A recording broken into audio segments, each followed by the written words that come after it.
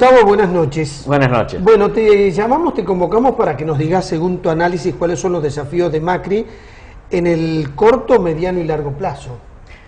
Entretenido el tema. Sí. Fácil para... Y corto, ¿no? Y un tema, sí, fácil de explicar. En el corto plazo, obviamente el dólar, sí, el cepo, las reservas. Ahí hay, para empezar, dos puntos a considerar. Uno es la ignorancia de cómo está realmente el Banco Central.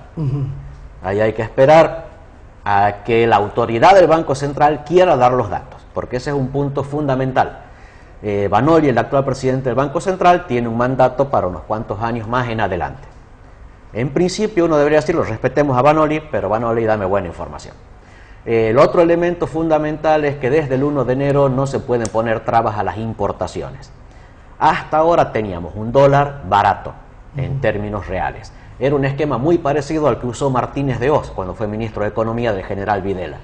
Es decir, tratar de poner el ancla del tipo de cambio para frenar la inflación.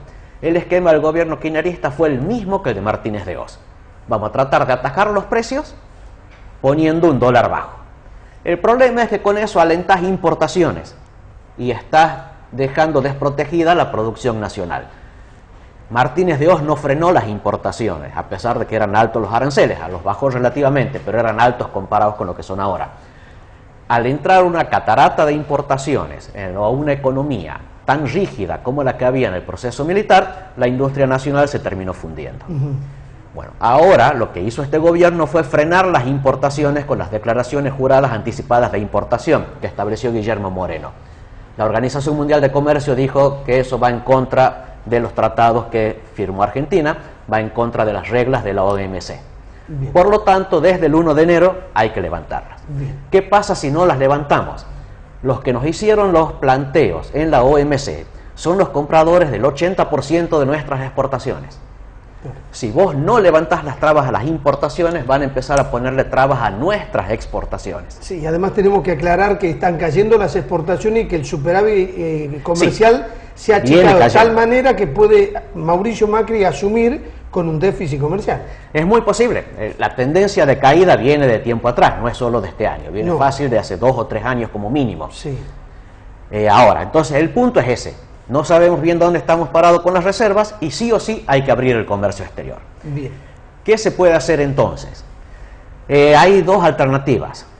Una es hacer que suba el precio del dólar. Bien, recomponer el tipo de cambio. Sí, recomponer. Te genera dos problemas, salarios y precios. Sí y no. Ahí es donde no está clara la situación. Hay muchas actividades que están ya con costos de alrededor de 15 pesos el dólar. Sí, pero te lo van a negar. Hay muchos precios de economía que se pusieron con el dólar a 15 pesos, pero vos cuando le preguntaste dice que no. Ahí está el asunto de las importaciones. La competencia te impide ocultar los costos. Está bien. Si vos me pretendés trasladar a precios una suba del dólar que ya incorporaste, el artículo importado te lo va a contener a la suba. Claro, vos decís, si hay un sector que no quiere sostener los precios, importo y lo obligo con la competencia interna. Así es. De todas maneras, el gobierno tiene que hacerlo, lo va a hacer el sector privado solo viendo la diferencia de precio. De todas maneras, Mauricio Macri tiene un gran desafío que es mantener la tasa de empleo y generar... Ahí está el otro punto que los críticos suelen olvidarse.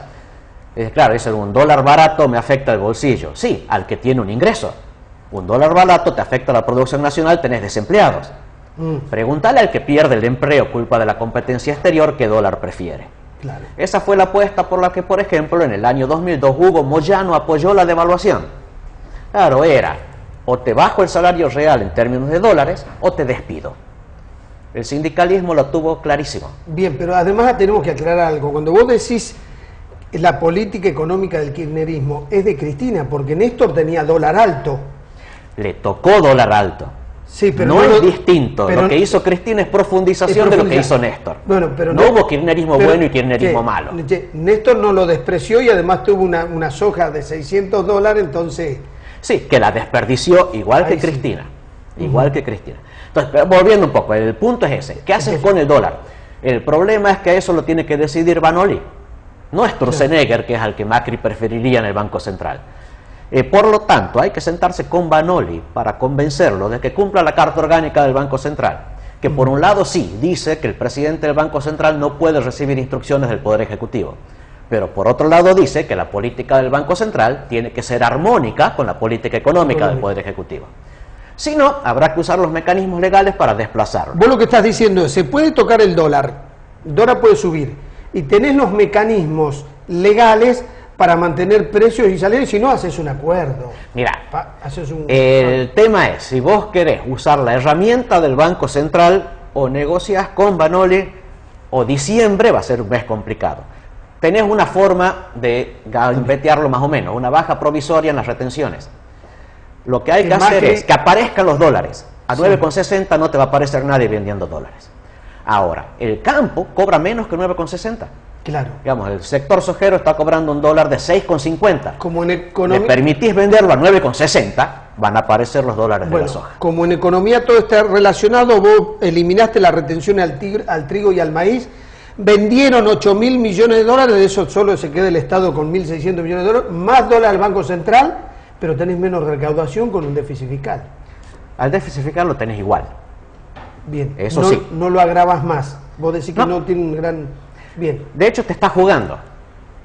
Capaz que la aparición de estas exportaciones, que hoy no están ocurriendo, me implica un aumento de recaudación. Hay que ver. Claro. Un punto fundamental, de todas maneras, que para eso existe el mercado de capitales, es negociar crédito. Saquémonos de encima la idea esa del desendeudamiento. Argentina tiene el mismo nivel de endeudamiento que tenía en el año 2001, el 45% del Producto Bruto. La deuda pública es equivalente al 45% del Producto Bruto. Sí es cierto que con otra composición de moneda, pero deuda en peso, deuda en dólar, igual la tenés que pagar, y sí es cierto que con otro perfil de vencimiento. Pero la carga de la deuda sobre la economía es igual que lo que había en el año 2001. Así que el asunto no es tener más deuda o menos deuda, sino en que usás la deuda. Bien, ¿qué pasa con el cepo? El cepo ese sí es relativamente fácil, porque el cepo en realidad son las trabas a las importaciones y las trabas que la AFIP te pone. Eso es el cepo. Pero no tiene sentido permitirle a la gente comprar dólares si no hay dólares que comprar. Claro. Tienen que ir de la mano. Sincerar el valor del dólar y podés levantar el cepo. Las reservas van a aparecer. Hoy no hay reservas porque hay cepo. Si vos te pones a esperar a que haya reservas para levantar el cepo, vamos a estar hasta el fin de los tiempos. Bien, ¿cómo ves el año que viene? Cuando haya que discutir paritarias, cuando estén las primeras medidas económicas. Hago esta pregunta porque, viste, los nihilistas dicen, cuando vos rompes un orden, creás uno nuevo. Bueno, cuando viene un nuevo gobierno uno cree que todo mágicamente se ordena, y no. Hay que tomar medidas económicas y puede ser un año diferente al que la gente se imagina. En el mundo real no existe lo instantáneo, exactamente. Bien. No es que vos destruyes un orden y lo reemplazas de inmediato por otro. Se van pisando entre ellos. Así que ahí sí entra mucho la muñeca política del gobierno. En la parte de cómo está la evaluación política yo no me meto. Sí cómo va a estar la parte de cuentas. Tenés un arrastre de inflación. No esperes que la inflación baje en los 6 primeros meses del año. Claro. Vas a tener que ver cómo se maneja el impacto de la liberación del dólar. En qué medida se hace. Yo no me jugaría a dar valores. Si fuera un país normal, el dólar estaría en alrededor de 13 pesos. Bien. El ajuste que te hace la AFIP, el dólar tarjeta, de subirse un 35%, ese real. Podría ser el dólar real. Ese es real. Exactamente. El que reconoce el Estado que es real a través de distintos mecanismos. Sí. Hay otro tema, por dentro, mediano plazo, infraestructura. Bueno, ahí hay un elemento que sí es importante. Uno, básico. Veamos los costos reales de la infraestructura.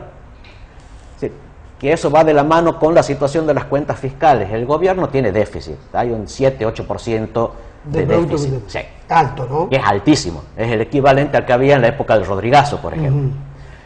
Ahora, si en la obra pública hay sobreprecios, como suele ser la denuncia, la transparencia del mecanismo de la obra pública te va a ayudar un montón a reducir ese déficit sin costo social.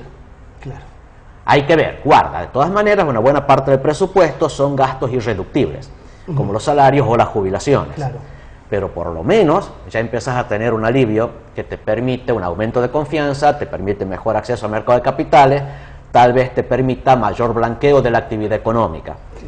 Obra pública es algo fundamental para que la economía crezca, es algo para lo que sí hay crédito de mediano largo plazo, así que es una deuda que no te va a implicar una carga fiscal inmediata. Vos lo que estás diciendo es lo siguiente: con el dinero que hay, que pareciera poco, Si la obra pública se blanquea, está al precio que debe ser, podemos hacer muchas más obras de las que se hicieron anteriormente. Seguro. Si no tenés o dinero, no hacer más obras, pero hacer las que están previstas y ahorras. Bien. Y si no, tomar crédito para obra pública es una buena medida. Sí. No para gastos corrientes de todos los días, sino para obra pública que te va a generar después un mayor dinamismo de la economía. Bueno, por otro lado, ahí lo que tenés es el elemento del federalismo, que va de la mano de otro problema de mediano plazo, que es la coparticipación. Sí.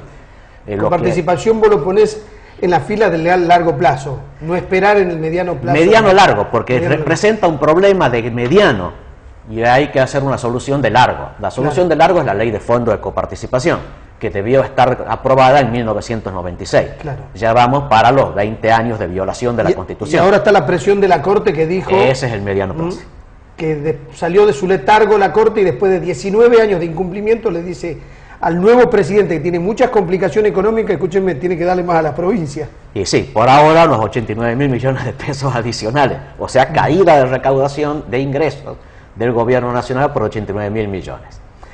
¿Qué se puede hacer con el federalismo como paquete? Por un lado, vamos recomponiendo coparticipación, por otro, hacer buenos presupuestos, hacer un presupuesto en serio. El presupuesto actual tiene dos problemas. Un problema es que está subestimado. Es decir, siempre te dicen de menos cuánto va a ser el ingreso. ¿Para qué? Para que el exceso de recaudación sea de libre disponibilidad al jefe de gabinete. Por otra parte, se le da al jefe de gabinete la posibilidad de cambiar el destino de las partidas. Con eso es que manejas a los gobernadores, no con la coparticipación. Claro. La coparticipación es automática. Uno paga un impuesto coparticipable y de inmediato se acredita en la cuenta de la provincia. La sumisión de los gobernadores viene por el gasto nacional que se hace en territorio de las provincias. Cualquier dinero que el gobierno nacional gaste en una provincia es dinero que le liberan al gobernador para que lo use políticamente. Ese es el motivo de subordinación. Haceme un buen presupuesto y se acabó la sumisión al presidente. Se acabó el centralismo, vamos a tener un país más federal con las responsabilidades a quienes les corresponden, que son los gobernadores. Bien, Gustavo, muchas gracias. Gracias a vos. Ya